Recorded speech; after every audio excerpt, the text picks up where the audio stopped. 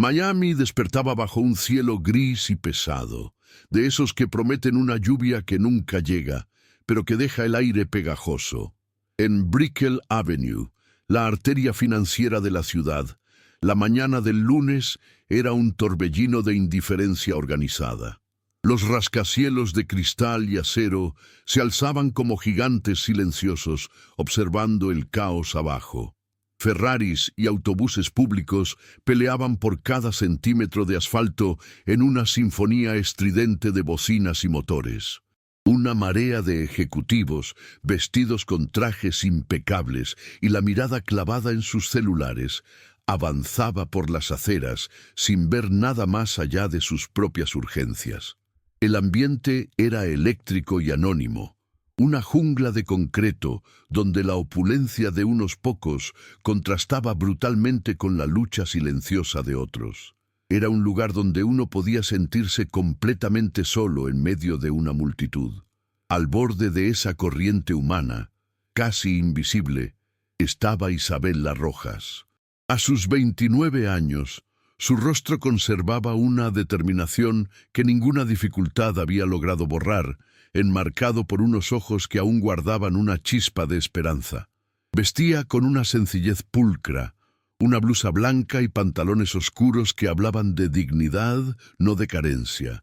Su cabello, recogido en un moño apretado, dejaba ver la tensión en su cuello mientras sus manos se aferraban a las ruedas de su silla manual. Cada intento por encontrar una rampa o un espacio seguro para cruzar era un pequeño acto de guerra contra la indiferencia. Los autos pasaban zumbando a su lado, salpicando agua sucia del asfalto húmedo, y la gente se desviaba sin dedicarle una segunda mirada. Para ellos, ella era solo un obstáculo, un bulto inmóvil en el paisaje urbano, reforzando esa herida diaria de sentirse invisible. Atrapado en ese mismo tráfico, pero en un universo completamente distinto, se encontraba Javier Castillo. El interior de su Ferrari rojo era una cápsula de lujo y silencio, aislándolo del mundo exterior. A sus 42 años, era el CEO de una de las startups tecnológicas más exitosas del país.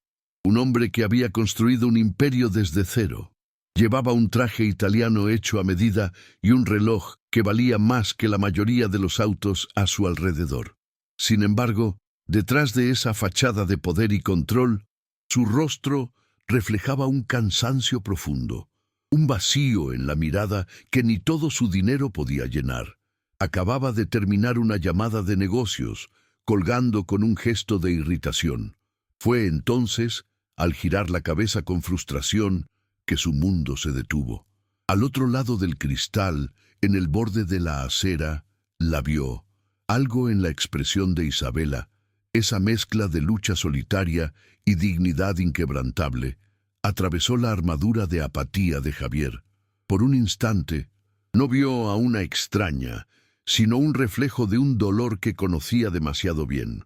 Sin pensarlo, en un impulso que desafiaba toda lógica y el ritmo frenético de la avenida, detuvo el Ferrari en seco, encendió las luces de emergencia, provocando una cacofonía de bocinas furiosas a su espalda.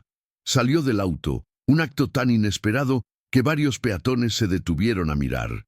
Se acercó a ella, cruzando la barrera invisible que los separaba, y con una gentileza que él mismo no sabía que poseía, le preguntó: «Señora, ¿necesita ayuda para ir a algún lugar?» Es increíble cómo un pequeño gesto puede cambiarlo todo. Si crees que estas historias merecen ser contadas, suscríbete, porque tu apoyo nos permite seguir compartiendo momentos como este. Isabella lo observó con una mezcla de sorpresa y escepticismo. Un hombre así, que parecía sacado de la portada de una revista de negocios, ofreciéndole un café como si fueran viejos amigos. La lógica le decía que era una locura, una situación demasiado extraña para ser real. Sin embargo, había algo en su mirada, una sinceridad desarmante que trascendía el lujo de su auto y su traje. Era una fatiga familiar, la misma que ella sentía en los huesos cada noche. Quizás por eso, En contra de todo instinto de autoprotección que había desarrollado, asintió lentamente. Javier la ayudó a navegar la silla por la acera hasta un pequeño café de estilo europeo, un refugio de calma en medio del frenesí de Brickell. El aroma a café recién hecho y el murmullo de conversaciones tranquilas los envolvieron, creando una burbuja temporal que los aislaba del mundo hostil de afuera. Sentados en una pequeña mesa junto a la ventana, el silencio inicial fue denso, cargado de las preguntas no formuladas de ambos. Fue Javier quien lo rompió, con una voz más suave de lo que su imponente figura sugería. Le preguntó por su entrevista, no con la curiosidad superficial de un extraño, sino con un interés genuino que la tomó por sorpresa. Isabela, todavía en guardia, le explicó que era para un puesto de analista de datos en una firma de consultoría. Habló de su pasión por encontrar patrones en el caos de los números, una forma de poner orden en un mundo que a menudo se sentía descontrolado. Mientras hablaba, la tensión en sus hombros comenzó a disiparse. Por primera vez esa mañana, no se sentía como un obstáculo o un caso de caridad, sino como una profesional a punto de defender su valía. Animada por la escucha atenta de Javier, Isabela compartió un fragmento de su historia. Le contó del accidente, 3 años atrás. No lo hizo con autocompasión, sino con la franqueza de quien ha aceptado una realidad inmutable. Describió la frustración de la rehabilitación, la lucha diaria no solo contra las limitaciones físicas, sino contra la percepción de los demás. Habló de cómo su mundo se había encogido de la noche a la mañana y de su determinación feroz por expandirlo de nuevo, por demostrar que la silla de ruedas definía su forma de moverse, pero no quién era ni de lo que era capaz.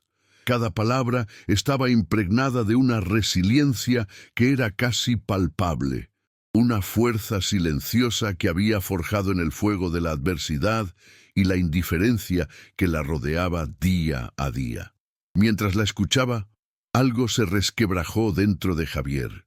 Cada detalle de la lucha de Isabela, su negativa a rendirse, le recordaba dolorosamente a su hermana menor, Sofía. Ella también había tenido esa misma chispa, esa misma hambre de vivir, antes de que un accidente se la llevara demasiado pronto. La culpa, un monstruo que mantenía a raya con trabajo y distracciones, emergió con una fuerza abrumadora.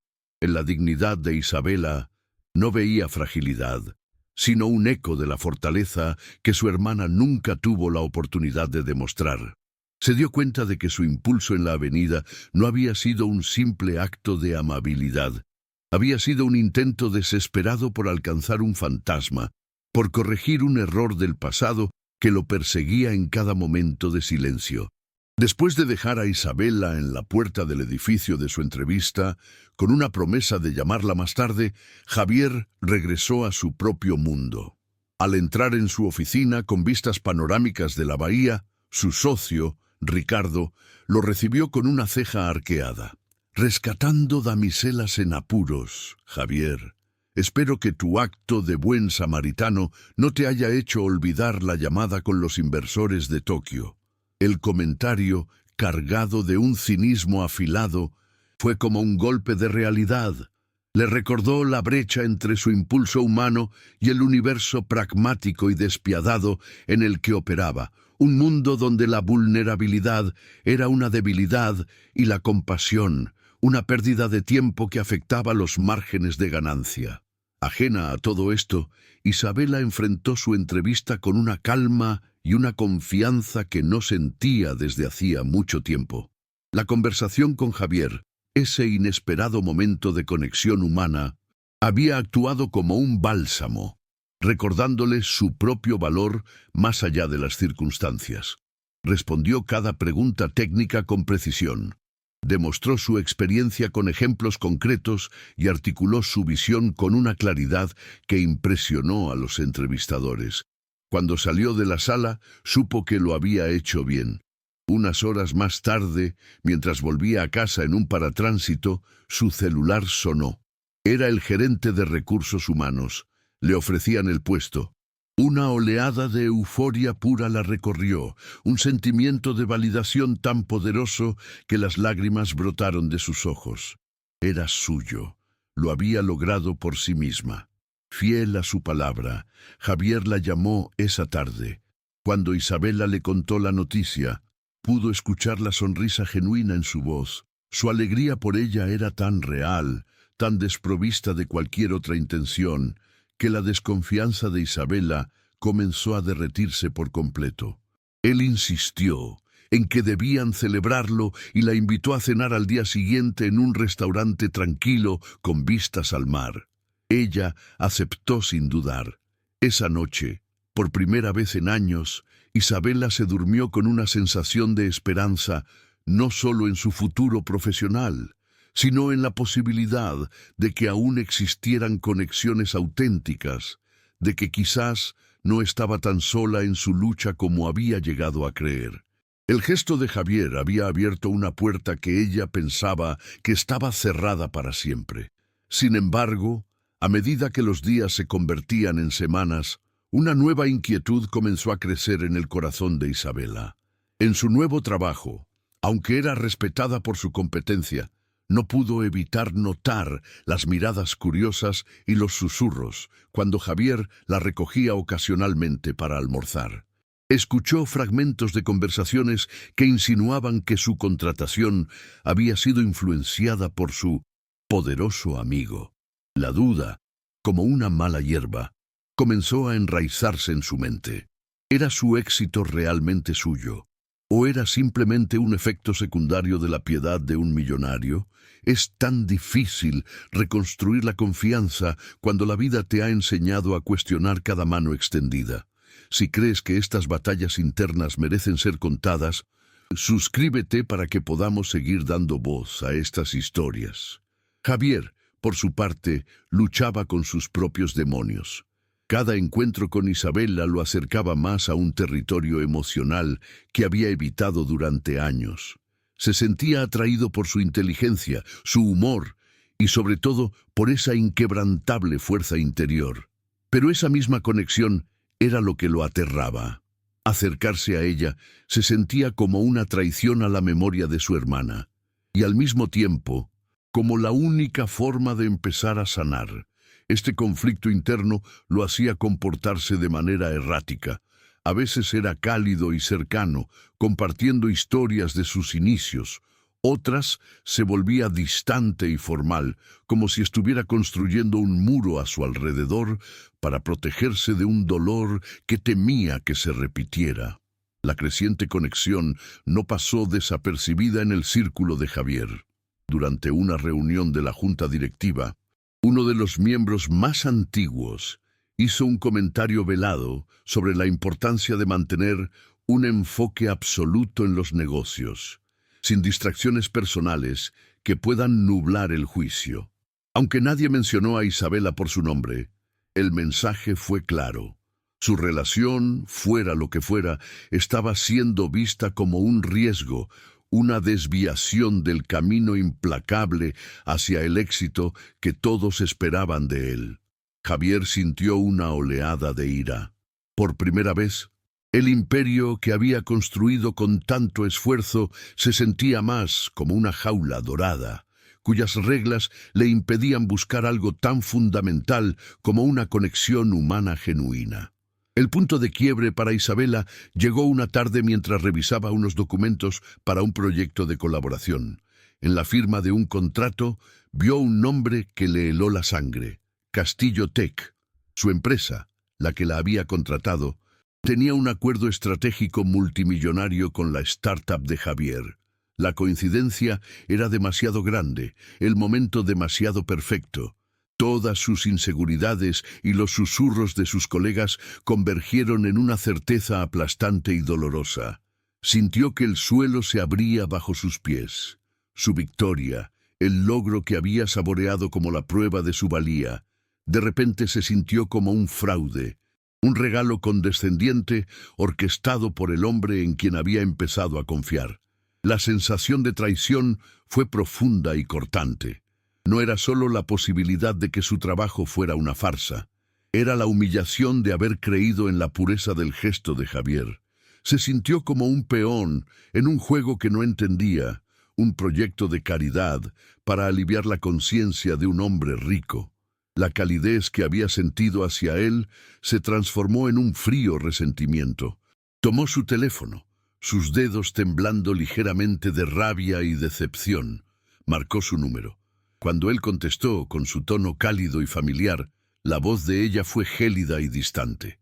«Javier, tenemos que hablar», dijo, sin ningún preámbulo. «Nos vemos esta noche en el restaurante de siempre». Él, ajeno a la tormenta que se había desatado en ella, aceptó con alegría, sin saber que se dirigía al enfrentamiento que definiría no solo su relación, sino el curso de su propia redención. El restaurante, con su vista serena al mar, se sentía como un escenario irónico para la tormenta que estaba a punto de desatarse. La brisa salada que entraba por la terraza abierta no lograba enfriar la tensión palpable entre ellos. Isabella había permanecido en silencio durante los primeros minutos, apenas tocando su copa de agua, mientras Javier hablaba con una ligereza que a ella le pareció casi insultante. Finalmente lo interrumpió, no con un grito, sino con una calma helada que era mucho más cortante. Colocó sobre la mesa una copia de un documento, deslizando el papel hasta que se detuvo justo frente a él. Su dedo índice tocó el nombre impreso en la parte superior del acuerdo de colaboración.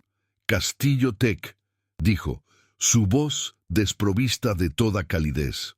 «Me pregunto, ¿qué clase de coincidencia cósmica hace que la empresa de mi Salvador tenga un contrato multimillonario con la firma que, casualmente, decidió contratarme?» La acusación quedó suspendida en el aire, pesada e ineludible. Javier la miró, su expresión de desconcierto transformándose lentamente en comprensión. Isabella continuó, su voz ahora temblando por el esfuerzo de contener la rabia y la humillación que la habían consumido todo el día. «Todo este tiempo me hiciste creer que lo había logrado por mi cuenta. Mi logro, Javier, ese momento de pura alegría, el único instante en años en el que sentí que había recuperado el control de mi vida, lo convertiste en un acto de caridad. No necesito tu lástima», dijo, su voz finalmente quebrándose. «Necesito una oportunidad real, una que me gane por mí misma, no una que me regale un millonario con complejo de Salvador para poder dormir mejor por la noche. ¿Así es como alivias tu conciencia? ¿Repartiendo trabajos como si fueran limosnas?» El rostro de Javier palideció. Las palabras de Isabella lo golpearon con la fuerza de una agresión física, despojándolo de su habitual compostura. Su boca se abrió para responder, para defenderse con la lógica de los negocios, para explicar que el acuerdo era anterior a su encuentro, pero ninguna palabra salió. En sus ojos, Isabella no vio al CEO calculador que esperaba, sino a un hombre completamente desarmado, con una vulnerabilidad tan cruda que la dejó momentáneamente sin aliento. Vio un dolor profundo, una herida antigua que sus palabras habían reabierto sin piedad. Él bajó la mirada hacia el mantel blanco, sus manos apretadas en puños sobre su regazo, como si estuviera luchando una batalla interna que llevaba años librando en silencio. El hombre que parecía tener el mundo a sus pies lucía, en ese instante, completamente perdido. Cuando finalmente levantó la vista, sus ojos estaban enrojecidos, llenos de una tristeza que trascendía la situación actual. Su voz, cuando habló, fue apenas un susurro cargado de años de dolor reprimido. «Mi hermana se llamaba Sofía», comenzó, y el nombre pareció costarle todo. Tenía 22 años, una artista brillante, llena de vida. Murió en un accidente de auto. Yo conducía. La confesión llenó el espacio entre ellos, una verdad devastadora que lo explicaba todo. Cuando te vi en esa acera, luchando con esa dignidad contra la indiferencia de todos. No te vi como un proyecto, Isabela. Vi en ti la vida que me fue arrebatada. Vi la fuerza que Sofía nunca tuvo la oportunidad de demostrar. Ayudarte no se trataba de salvarte a ti, sino de intentar salvarme a mí mismo de la oscuridad en la que he vivido desde que la perdí. El silencio que cayó sobre la mesa era denso, pero ya no era hostil. Estaba lleno del peso de una verdad compartida, de una pena que finalmente había encontrado voz. La ira que había consumido a Isabela se disipó, reemplazada por una ola de empatía tan abrumadora que le cortó la respiración. De repente, el contrato, el trabajo, los susurros de sus colegas, todo pareció insignificante frente al abismo de dolor que Javier acababa de revelarle. Vio más allá del Ferrari y los trajes caros, y por primera vez vio al hombre, a un alma tan herida como la suya, buscando desesperadamente una forma de sanar. Lentamente, extendió su mano sobre la mesa y, sin decir una palabra, cubrió la de él. En ese simple contacto, el vínculo entre ellos se transformó, dejando de ser sobre ayuda y gratitud para convertirse en el reconocimiento silencioso de dos sobrevivientes que se habían encontrado en medio de sus propias ruinas. Esa noche no marcó el final de algo, sino el verdadero comienzo. La cena no terminó con un beso apasionado, sino con una conversación que se extendió hasta la madrugada, una de esas que reconfiguran el alma. Javier, por primera vez, habló de Sofía no como una fuente de culpa, sino como una inspiración. Isabela, a su vez, compartió las frustraciones y las pequeñas victorias de su día a día, no como quejas, sino como datos para un problema que necesitaba una solución. Fue allí, entre tazas de café frío y la luz del amanecer pintando el horizonte de Miami, que nació una idea. No era un plan de negocios, sino un propósito. Javier se dio cuenta de que su vasto imperio tecnológico, sus recursos y su influencia podían ser más que una máquina de hacer dinero. Podían ser una herramienta para construir los puentes que la ciudad le negaba a personas como Isabela, para crear un mundo donde la dignidad no dependiera de la suerte o la caridad de un extraño. En los meses siguientes, el mundo de Javier Castillo cambió de eje. Vendió su amado Ferrari rojo, un símbolo de un vacío que ya no necesitaba llenar, y destinó los fondos a la creación de la Fundación Sofía Castillo. No fue un acto impulsivo, sino una reorientación metódica de su vida. La fundación no era una organización de caridad tradicional. Operaba con la agilidad de una startup tecnológica y el corazón de una misión personal. Javier aportó su genio para los negocios y la estrategia, pero fue Isabela quien se convirtió en su alma. Dejó su puesto en la consultora para asumir la dirección de proyectos, asegurándose de que cada iniciativa, desde aplicaciones de navegación accesible hasta el rediseño de espacios públicos, estuviera arraigada en las necesidades reales de la comunidad. Su experiencia vivida era el activo más valioso de la fundación, la brújula que garantizaba que el impacto fuera genuino y transformador. Javier descubrió una forma de riqueza que ninguna acción en la bolsa podría ofrecerle. Encontró propósito en las reuniones con ingenieros para diseñar una nueva generación de sillas de ruedas inteligentes y en las conversaciones con urbanistas para hacer de Miami una ciudad más inclusiva. La ansiedad en su mirada fue reemplazada por una serenidad que el dinero nunca pudo comprar. Su relación con Isabela floreció en ese terreno fértil de propósito compartido. Eran socios en todo el sentido de la palabra. Se apoyaban, se desafiaban y se inspiraban mutuamente. Él aprendió de su resiliencia y ella de su capacidad para convertir visiones audaces en realidad. Juntos, no solo estaban sanando sus propias heridas, sino que estaban reescribiendo la narrativa de la ciudad, demostrando que la empatía, cuando se combina con la acción, tiene el poder de mover montañas de concreto e indiferencia. 2 años después, el cielo de Miami estaba despejado y brillante. En el mismo punto de Brickell Avenue, donde un Ferrari rojo había detenido el tráfico, ahora se inauguraba una moderna pasarela peatonal accesible, la primera de muchas financiadas por la Fundación. Javier e Isabela estaban allí, uno al lado del otro, con las manos entrelazadas. Ya no eran el millonario atormentado y la mujer invisible, sino 2 personas que habían encontrado en el otro la pieza que les faltaba. Al mirar la rampa, un simple arco de concreto y acero, no veían solo una estructura, sino un símbolo de su viaje, un puente construido sobre un abismo de indiferencia. Es asombroso cómo un solo instante de conexión puede generar ondas que cambian no solo 2 vidas, sino el paisaje de toda una ciudad. Si sientes que estas historias nos recuerdan lo que de verdad importa, suscríbete, porque tu apoyo es el que nos da la fuerza para seguir contándolas.